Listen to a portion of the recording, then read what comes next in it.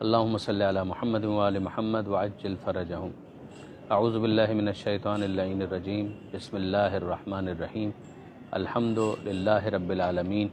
الحمد للہ الذی جعلنا من المتمسکین بولایت امیر المؤمنین علی ابن ابی طالب علیہ الصلاۃ والسلام، وصلی اللہ علی محمد وآلہ الطیبین الطاہرین المعصومین، اما بعد۔ آپ تمام ناظرین کی خدمت میں سلام علیکم ورحمۃ اللہ وبرکاتہ۔ اس وقت ہم لوگ نجف اشرف میں موجود ہیں۔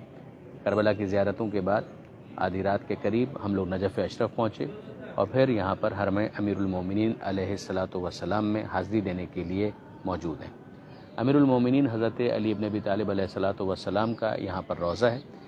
بیک گراؤنڈ کے اندر آپ نے یقیناً گنبد بھی دیکھا ہوگا، اور گنبد ہی کے نیچے امیر المومنین علیہ الصلاۃ والسلام کی ذریعہ مبارک بھی موجود ہے۔ آپ سب کے علم ہے کہ مولا کائنات امیر المومنین نے اپنی ظاہری خلافت کا عرصہ کوفہ شہر کے اندر گزارا، اور ظاہر کے مختلف جنگوں کے لیے باہر بھی جاتے تھے۔ 3 بڑی جنگیں امیر المومنین کی ظاہری خلافت کے زمانے میں ہوئیں، جمل، صفین اور نہروان، اور پھر بالآخر مسجد کوفہ میں امیر المومنین علیہ الصلاۃ والسلام ضربت کے نتیجے میں شہید ہوئے۔ امیر المومنین علیہ الصلاۃ والسلام کے جسد کو امام حسن علیہ السلام، امام حسین علیہ السلام اپنے چند معتمدین کے ساتھ کہ جن پر ان کو اعتماد تھا، یہاں اس جگہ پر لا کر امیر المومنین علیہ السلام کو سپرد خاک کیا گیا۔ یہیں پر امیر المومنین علیہ السلام کی قبر بنائی گئی، مولا کو یہاں پر دفن کیا گیا۔ اور ابتدا میں یہ بات مخفی رکھی گئی تھی کہ مولا علی کو کہاں پر دفن کیا گیا۔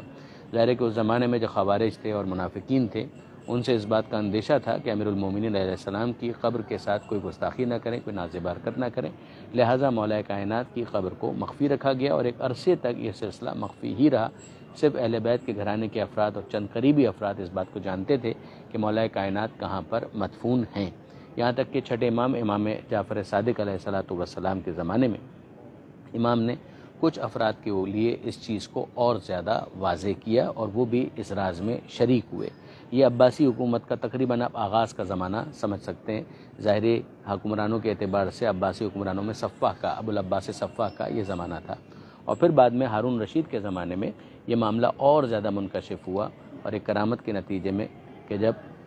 خاص ایک اہتمام اور احترام دیکھا، یہاں تک کہ جانوروں کے حوالے سے بھی اس بات کو محسوس کیا گیا کہ وہ اس علاقے کے لیے خاص احترام اور حرمت کے قائل ہیں، تو پھر اس کے بعد تجسس بڑھا، اور یہ بات بالآخر منکشف ہوئی کہ یہاں پر مولا کائنات امیر المومنین علی ابن ابی طالب علیہ الصلاۃ والسلام مدفون ہے، اور یہ پھر راز نہ رہا اور سب کے لیے واضح ہو گیا، اور یہ گویا منصوبہ پروردگار تھا کہ بالآخر اپنے ولی اور اپنی حجت کے اس اہم مقام کو لوگوں کے لیے واضح کیا جائے، جس کے بعد ظاہر ہے کہ لوگوں کا یہاں پر آنے کا ایک سلسلہ بن گیا۔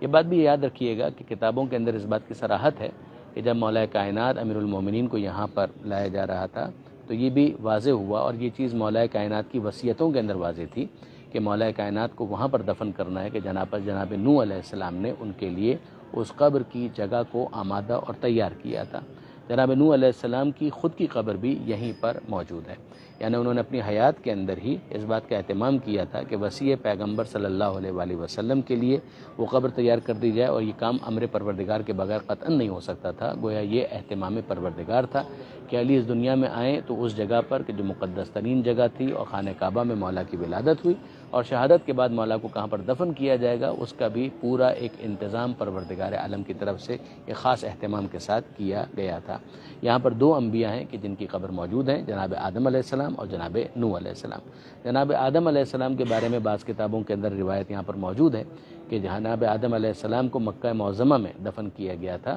اور وہاں پر تدفین کے بعد جناب نوح علیہ السلام کے زمانے میں جب طوفان نوح آنے والا تھا، قوم کے اوپر عذاب آنے والا تھا، اس موقع پر جناب نوح علیہ السلام جن مقدمات کو طے کر رہے تھے ان میں یہ بھی تھا کہ جناب آدم علیہ السلام کی تابوت کو، جس میں ان کا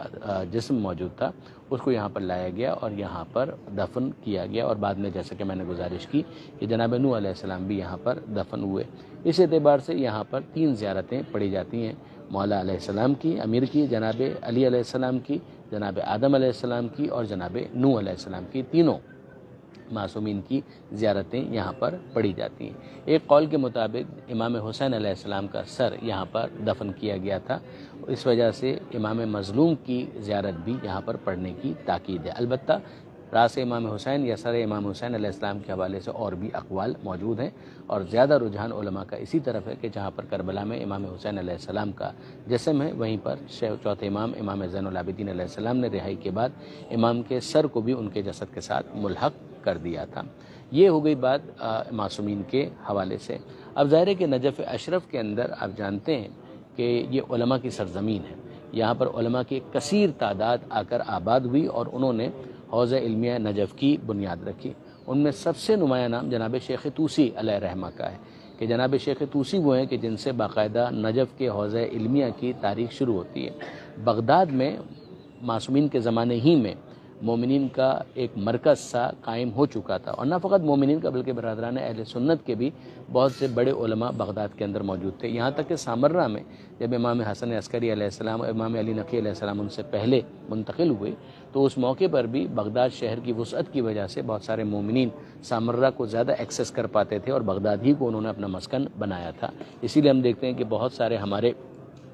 علماء بغداد کے اندر آپ کو مدفون ملیں گے، جیسے شیخ مفید ہے، ابن قلوہ کمی ہے، اسی طریقے سے آپ دیکھیں گے سید رضی، سید مرتضیٰ، یہ سب وہیں پر ہوا کرتے تھے۔ اور پھر اس کے بعد شیخ طوسی علیہ رحمہ ان کا بھی مکان اول وہیں پر تھا، کرک کی آبادی جو بغداد کا ایک محلہ ہے اور مومنین کی وہاں پر بڑی تعداد تھی، وہیں پر وہ تھے۔ مگر جب بدقسمتی سے وہاں پہ حالات خراب ہوئے اور تصادم ہوا فرقہ وارانہ اور شیعوں کے لیے ایک بڑا ہاسٹائل انوائرمنٹ بن گیا، تو پھر اس کے بعد شیخ طوسی علیہ رحمٰن نے اس بات کا فیصلہ کیا کہ وہ نجف اشرف منتقل ہو جائیں، اور پھر نجف اشرف باقاعدہ ہمارا حوضہ علمیہ بنا، اور اس وقت سے لے کر اب تک نجف اشرف اگرچہ نشیب و فراز سے گزرتا رہا مگر یہاں پر حوضہ علمیہ کسی نہ کسی صورت میں قائم رہا، اور ایک مرتبہ پھر یہ ارتقائی مراحل طے کرتے ہوئے ترقی کی جانب گامزن ہے۔ تو یہاں پر علماء کی قبور تو بہت زیادہ ہے، ممکن ہے کہ اگر موقع ہوا تو ہم ایک اور سیگمنٹ اس طرح کا کرنے کی کوشش کریں گے، مگر 3 علماء کرام وہ ہیں کہ جن کی قبریں بالکل حرم امیر المومنین علیہ السلام جو آپ کو پیچھے نظر آ رہا ہے اس کے ساتھ ہی مختلف چھوٹے چھوٹے کمرے بنے ہوئے ہیں، اس کے اندر وہ قبریں موجود ہیں۔ ان میں جناب مقدس اردبیلی، جناب علامہ ہلی اور جناب مصطفیٰ خمینی۔ ظاہر ہے کہ جناب مصطفیٰ خمینی امام خمینی رحمۃ اللہ علیہ کے فرزند ہیں اور وہ زیادہ پرانی شخصیت نہیں ہے، لیکن یہ کہ بہرحال ان کی قبر بھی یہاں پر ہے اور ان کو بھی یہیں پر دفن کیا گیا۔ اور پھر جناب علامہ ہلی جو کہ ہمارے اس اعتبار سے بہت اہم عالم دین بن جاتے ہیں کہ ان کی ایک تو کتابیں بہت زیادہ ہیں، مختلف موضوعات کے اوپر انہوں نے کتابیں لکھی، اور یہ یاد رکھیے گا کہ وہ پہلی شخصیت کہ جن کو آیت اللہ کہا گیا وہ جناب علامہ ہلی کی شخصیت ہے، یعنی اس اعتبار سے کہ کئی علوم کے اندر ایک غیر معمولی مہارت کی وجہ سے ان کو کہا گیا آیت اللہ، کہ یہ تو اللہ کی خاص نشانی سی محسوس ہوتے ہیں کہ علم کے اتنے دروازے ہیں کہ جن سے انہوں نے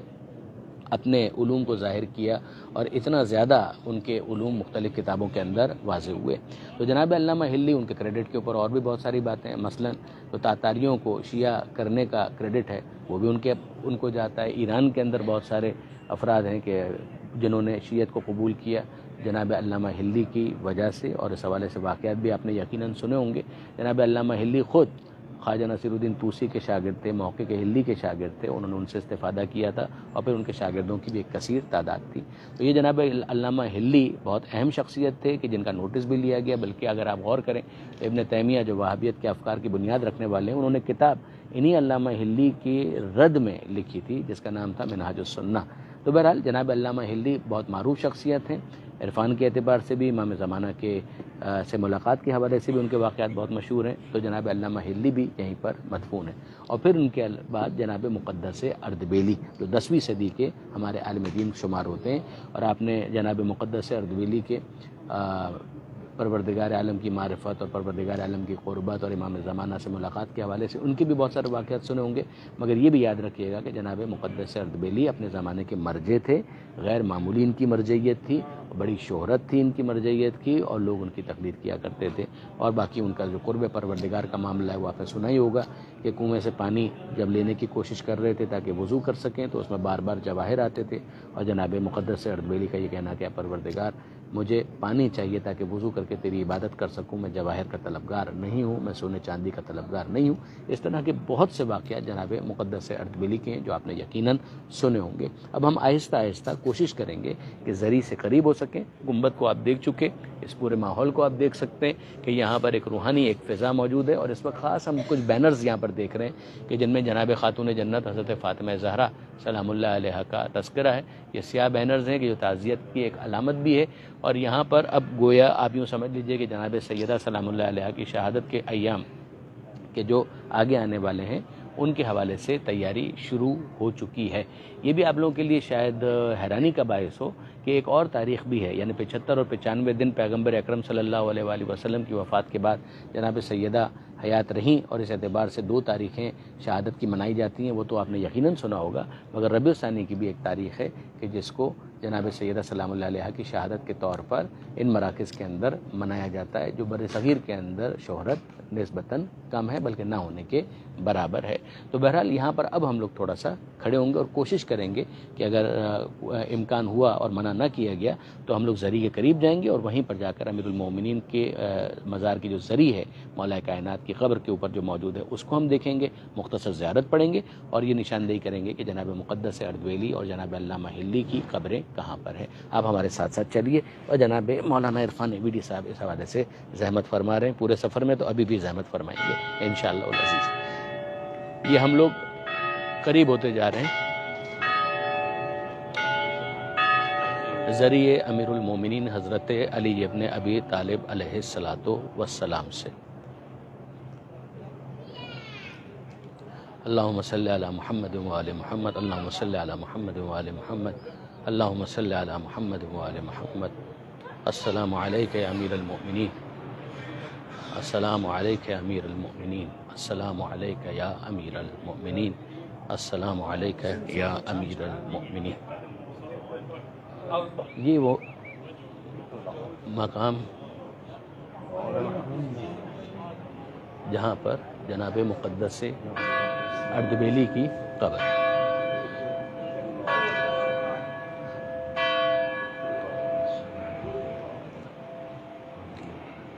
یہ جناب مقدس اردبیلی کی قبر ہو گئی، اللہ کی رحمتیں ہوں ان کے اوپر۔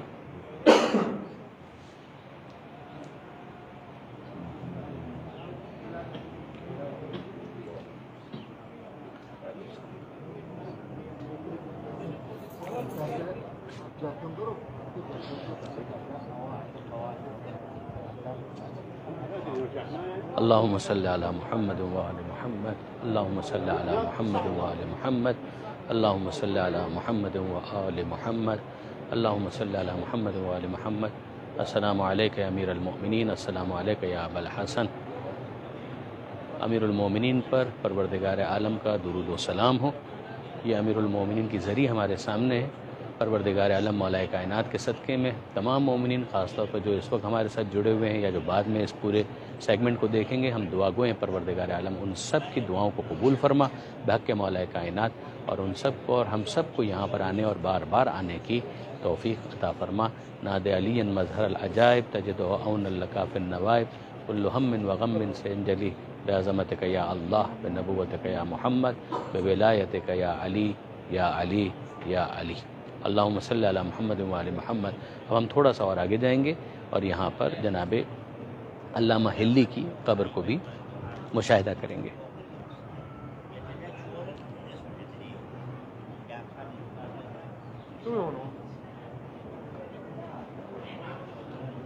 یہاں سے یہ راستہ ہے جناب علامہ ہلی کی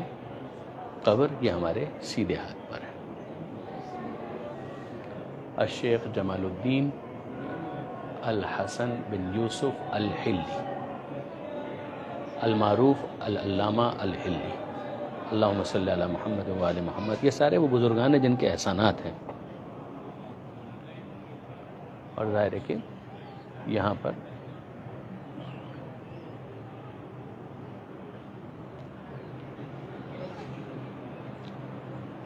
یہ آپ کو نظر بھی آ رہا ہوگا باب الشیخ طوسی، یہ شیخ طوسی کی یادگار کے طور پر ہے، اور اسی حوالے سے کہ ان کا بہت بڑا کنٹریبیوشن ہے۔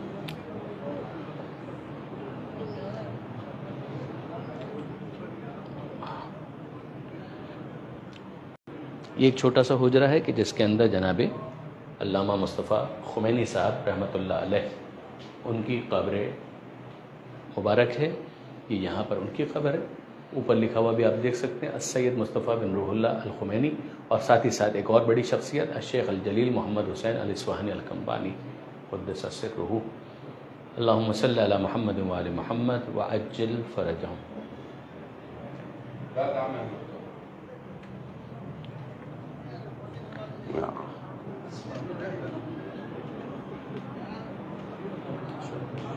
کہاں پہ؟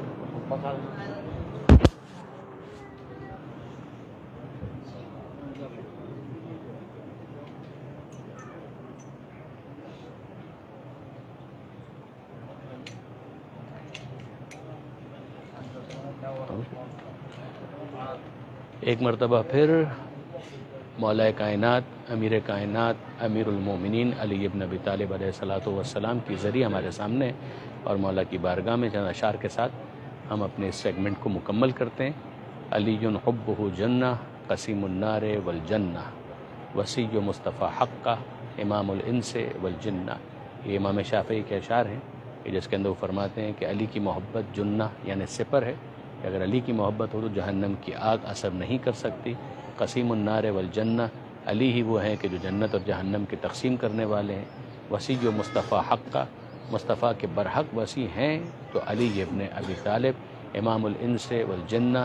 جنوں انس کے اگر کوئی امام ہے تو امیر المومنین علی ابن ابی طالب علیہ الصلوۃ والسلام۔ وآخر دعوانا ان الحمد للہ رب العالمین، والسلام علیکم ورحمۃ اللہ وبرکاتہ۔